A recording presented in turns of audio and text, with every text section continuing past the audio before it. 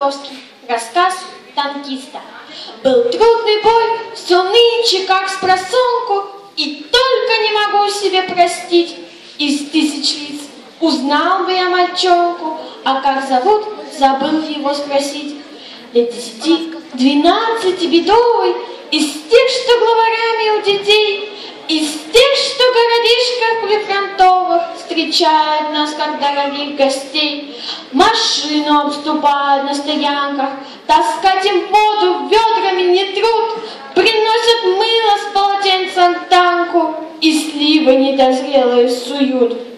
Шел бой за улицу, огонь врага был страшен. Мы прорывались к площади вперед, а он гвоздит не выглянуть из башен, и черт поймет, откуда бьет. Тут угадай-ка, за каким-то мишкой он примостился, столько всяких дыр, и вдруг к машине подбежал парнишка. Товарищ командир, я знаю, где их пушка. Я разведал, я подползал, она вон там, в саду. Да где же, где? А дайте я поеду на танке с вами, прямо приведу.